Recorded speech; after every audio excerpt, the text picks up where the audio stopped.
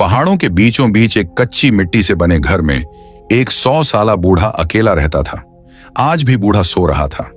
रात का सन्नाटा था और रात बहुत गहरी हो चुकी थी कि अचानक दरवाजे पर दस्तक हुई। बूढ़े की आंख खुल गई। उसने अपने आप से कहा, इस वक्त मेरे घर पर कौन हो सकता है? इस वीराने में तो आज तक कोई नहीं आया। लेकिन फिर दरवाजा जोर जोर से बजने लगा। बूढ़ा अपने बिस्तर से उठा और जैसे ही उसने दरवाजा खोला, बाहर का मंजर देखकर दंग रह गया। वहां 2 जवान खूबसूरत लड़कियां खड़ी थीं। जैसे ही बूढ़े ने उन लड़कियों को देखा, उसे उनमें अजीब सी कशिश महसूस हुई। वह बस उन्हें देखता ही रह गया और अपनी निगाहें उनसे हटा न पाया।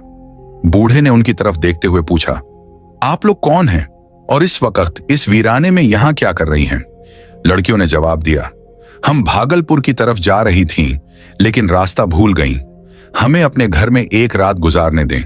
सुबह होते ही हम रवाना हो जाएंगी। बूढ़ा उन्हें देखकर जैसे मदहोश हो गया था। वह बोला, अंदर आ जाओ। लड़कियां घर के अंदर दाखिल हुईं। बूढ़े ने उन्हें घर का एक कोना दिखाया और कहा, यहां सो जाओ। दोनों लड़कियां वहां लेट गईं और सो गईं। जब रात का आखिरी पहर आया तो उनमें से एक लड़की को महसूस हुआ कि कोई उसके पास खड़ा है। जैसे ही उसने अपनी आंखें हल्की सी खोलीं, उसने देखा कि बूढ़ा उसके करीब खड़ा है और उसे अजीब सी नजरों से देख रहा है। लड़की एक झटके से उठ बैठी और बोली, क्या हुआ? तुम यहां क्या कर रहे हो? बूढ़े ने कहा, कुछ नहीं, तुम्हें ठंड लग रही होगी, मैं तुम्हें चादर देने आया था। लड़की ने चादर ली और गुस्से में उसे ओढ़कर दोबारा लेट गई।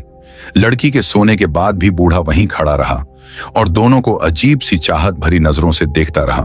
सुबह हुई। जब लड़कियां शुक्रिया अदा करके घर से निकलने लगीं, तो बूढ़े ने कहा, तुम कहां जाओगी? तुम जवान लड़कियां हो और भागलपुर यहां से बहुत दूर है।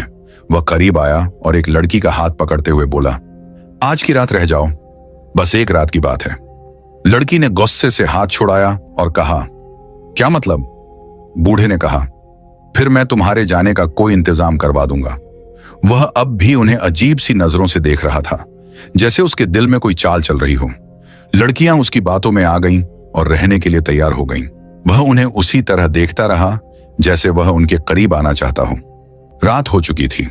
दोनों लड़कियां कोने में अपने बिस्तर पर जाकर लेट गईं। बूढ़ा भी अपने बिस्तर पर लेट गया।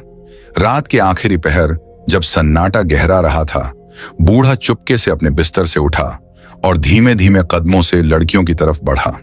वह काफी देर तक उन दोनों को देखता रहा। फिर उनमें से एक लड़की, जो बहुत खूबसूरत थी, के पास जाकर बैठ गया। बूढ़े ने नरमी से उसके माथे पर हाथ फेरना शुरू किया।